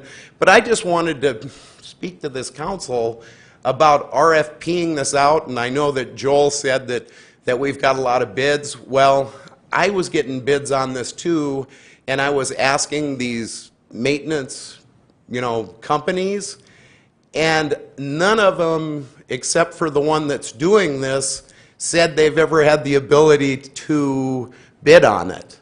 So, I don't know if that's the truth. I don't know if it isn't the truth. I've never seen the contracts. I've never seen this RFP'd since I've been on the council for 7 years. And I think that we do a disservice to the community and our constituents if we're charging 4 times, or if it's charged 4 times the rate of what the average rate would be. If we're, go ahead. I'm almost out of time, Mr. Roberts, so I'd also like to ask you a follow-up. So you said your person at property management didn't listen to you in the first place and went ahead and mailed it, but it got received 3 days late. Did he mail that in or she mail that in when they got back from vacation and it was still 3 days late, or what was that timing? No, they actually looked at the letter and saw that they only had 3 weeks to get it in, so they mailed it, but they mailed it late and they thought that they would take it anyway, but they didn't. They returned it to us. Okay, thank you. And So- sorry, my time's about up, so I'll And I've pretty much said what I have to, so, you can waive it or not waive it. We are trying to, we're trying to provide affordable housing for Rapid City, and I hope that counts for something on a council that's been talking about affordable housing for the last 7 years that I've been on it. Like I said, I have no problem paying the $202, but the late fee I hope you waive. Thank you. Thank you, Mr. Roberts. Sorry he took an extra 10 seconds of my time, Mayor. Lisa Modrick. Thank you. I'll make mine 10 seconds shorter. So when I streamed it, I saw the statement of the check was mailed in, but then it was sent back because it didn't have the late fee. And I want to make sure I understand that, because I think you were leading in that direction, because is that a really good business practice if they mail it in, but then it's returned back undeposited because it needs to have the fee attached, when to me, take the money, put it in the bank, and then bill out the difference. Was that what I heard in streaming? Well, Lisa, you've been in business for many years. You were in business for many years. First of all, in business, we typically give people 30 to 60 days to pay. We don't give them 3 weeks. We give them long enough to actually pay the bill in case there's something out there. But yeah, that would be good business practice. But I know that with accounting, they need to have the full fee, otherwise they probably can't figure it in their software, I imagine. But just clarify for me, because this doesn't make sense. So an amount was mailed in, which could have gone towards the bill, but instead it was uncashed, and we spent the money to send it back to say, no, you better add on, you have to tack it on before we're going to accept it. That's the way I understood it in streaming. You got the check back, right? I did get the check back, yeah, absolutely. That it In be fact, I had the deposited. check with me on Wednesday when I was here. So I wanted to verify that, because I wanted to make sure I heard the streaming right, so if I could shift it, Mayor, over to finance. Yeah. Thank you. So I know that that's probably the policy of standard at this time, but why would we not take, whether it was $100 or $200 or $300, why wouldn't we apply that and then only have the collection amount of a smaller amount so that we're not carrying the debt either? Why aren't we depositing those checks? So when the original invoice is sent out, it has the dollar amount and an invoice date that's due date on it. The minute that it's not, that day that it's not paid, we've already assessed it another $100. So we're expecting it to be paid in full because we are incurring additional costs related to assessing a property. Publications, certified letters, all kinds of different notices. So we've already started that process at that time. So we don't have in our accounting system a way to credit the deposit of that account or any of these accounts that we have, whether it's an abatement or water bills or any other things. We can't put that onto their account in order to lower the amount of which they have due? So the assessment process is different than you're talking about a water bill.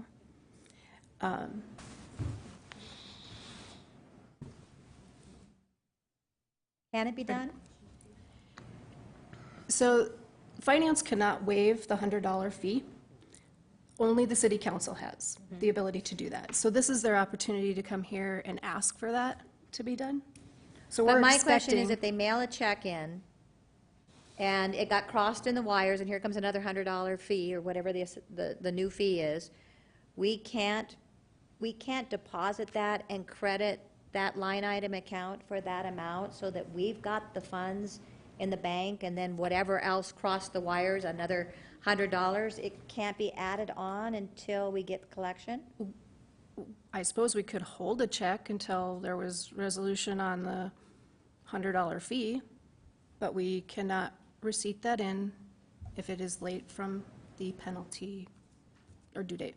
I don't want to spend a lot of time on this, but this does not make sense to me that we would turn funds away from any of our citizens when they have a debt or anything, when we should have an opportunity to put that on their account or on their property and deposit it, because that's showing good faith. And isn't that what this is all about? They've made good faith, they want to resolve their issue, and then they've got fees that they need to work with. But to turn a check back, mail a check back, just does not click with me, and I hope that we can find a way to change that policy to allow people to pay us when they see that. That's showing responsibility on both sides, I think, than to put something back in the mail. Thank you.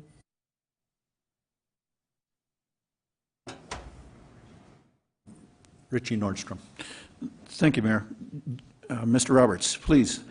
A couple more comments for you. I appreciate your effort in trying to do affordable housing, or at least in this case, renting affordable property. But what I need to find out is some more history from you. Have you got any documentation that says that this happened when and this happened at this time? Have you got any kind of documentation? No, I didn't keep documentation, Richie. Like I said, I'm just coming here to ask you to waive $100. If you don't do it, that's fine. And like I said, this is not going to happen again. But it would be very easy for me to be like everyone else and just assess it to my renters, but I'm not going to do that. I understand, John. Patience. What I'm asking, though, is on the documentation. If you did not keep it, because we sent you a letter, the city sent you a letter, or someone got a letter from us, you do not have that documentation of what it says in that letter. No, I have the letter. The letter was sent on, let's see, it was sent on August. It was due on, didn't have the envelope for the postmark. I just had the bill from the city. But it was due on the 20th of September, and the late fee was on the 13th of October. It was the day before my birthday. That's the reason I can remember that. The reason I'm asking this, John, because I wouldn't be doing just because it's you. I'd be asking the same question about the other participants that have asking for a waiver as well. Have you got the documentation? Does it show something on there that says justification for this waiver? Because it's been my experience that if we mess up, we're okay with doing the waiver. But Yes, on the other absolutely, side- Richie. The only reason I'm asking for this is because I believe, okay, and if you want me to, I can get an attorney and I can have him ask the city the same thing. But I believe that as a citizen, okay, I should have the right to be able to speak on my issue Certainly. before I get a penalty on it. I was going to pay it. That's why I sent a check. We were planning on paying it all along. I'm just upset about the $100 late fee before I had the right to speak on this. Okay, I think that everyone should have the right to speak on an issue, especially if you're being fined, and not get fined more before you have the right to speak on it. What you're helping me get to, Mr. Roberts, is that if it's not stated within any of the documentation that's going to you and from us, the city, it should be in there, stating here's the parameters, what the guidelines are, here's the process. And if we're not saying that to the citizens out there, that needs to be incorporated in the process. So you're helping me understand some of the. Yes, absolutely. You know, and we Richie, have. to be honest with you, I didn't even realize that. Like I said at the beginning, I told our property manager to hold off paying Got it. because I wanted to Understand. be able to speak to this body before we paid, you know, because, you know, the problem is, Richie, the only time I have the ability to come in front of this body is after I've already been assessed. Okay, so, and for me to be assessed, or for me to be able to come in front of this body, I've got to take the $100 penalty before I can even come in front of you. I understand, Mr. Roberts. I do. I really appreciate what you're trying to get to. But we have a process in place. And if we're missing that process where you have that ability to speak to code enforcement first, that should be in the guidelines that is within I didn't the- want to speak to code enforcement, Richie. I wanted to speak to this body. Okay. I wanted to speak to the city council. Thank you, John. I yield.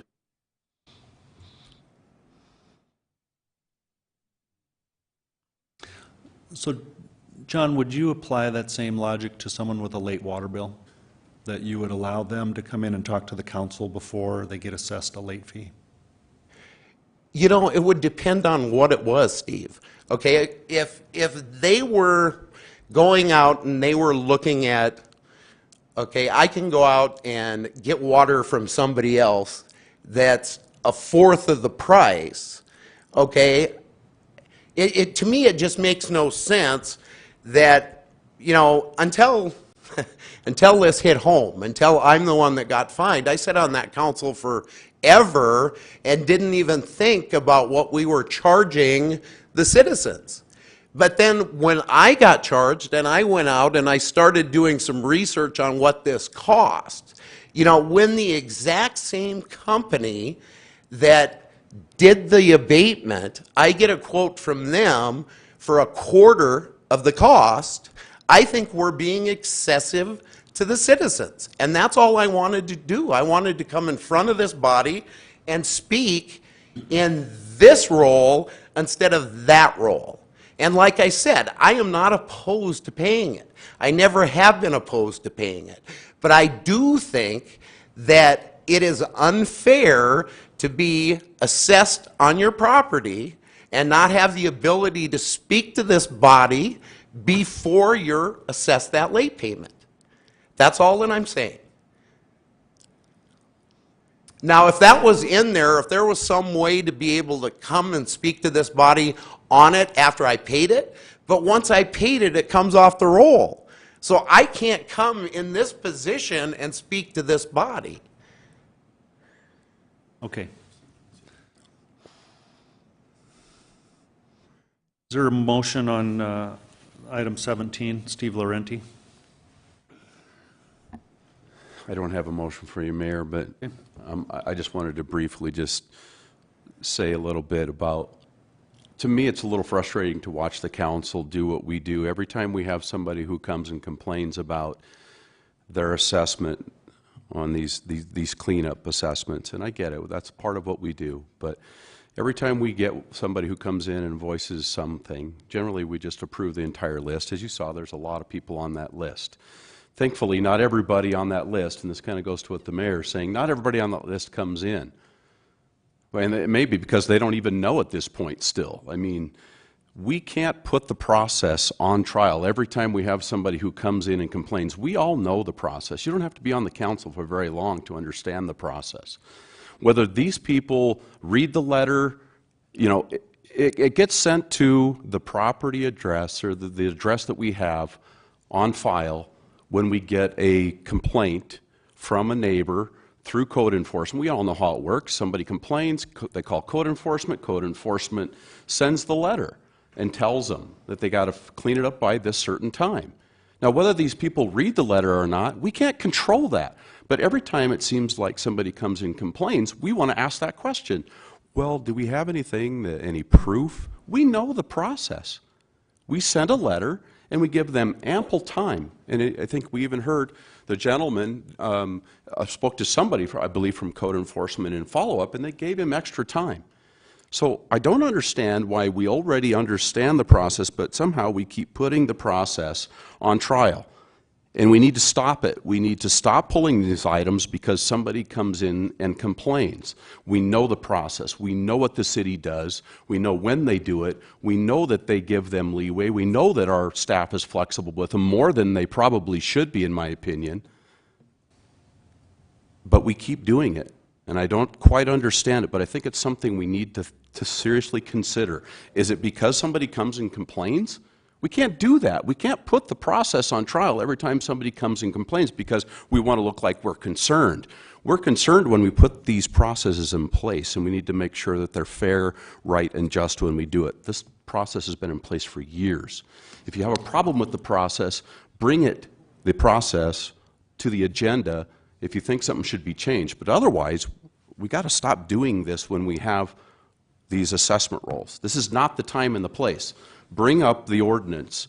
Bring it back to Public Works or Legal and Finance. This is not the time and the place. We have to stop doing this. I yield. Amanda Scott. Thank you, Mayor. I'd like to make a motion to approve the abatement on number 17 as is and retain the floor for a quick comment if I can get a second. Second by Drury. Go ahead. Thank you. The main reason that I'm doing this is I appreciate Mr. Roberts' comments, but as a representative on the council, I think it's only right that we kind of, as Alderman Laurenti said, stick to the process, but then let's take a look at it if we need to form a task or a committee afterwards. Thank you.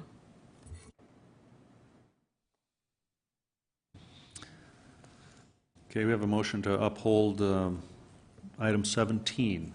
Is that correct? All in favor of that motion, say aye. Aye. Opposed? Motion carries. Now for the other sub-item, 28. Oh.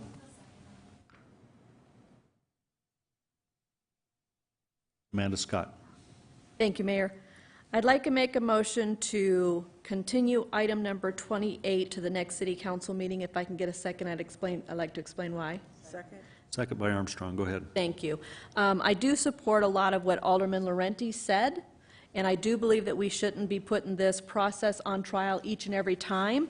But the reason I'm willing to continue this and make the motion, and thank you for the support, is that Ken Young, our director, even recommended that if we would like more information because the applicant or the person that received the letter and the fines or the assessment, the abatement for this property, had some concerns about the timing, then I'm willing to at least allow Mr. Young and his department to bring forth the information that Alderwoman Modrick said that would be helpful in trying to determine this specific item. So, would you like that on the next Legal and Finance agenda, or?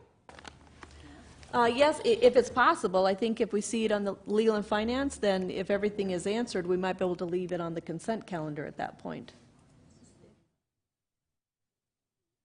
Is that possible? Yes? All right. So yes, next Legal and Finance.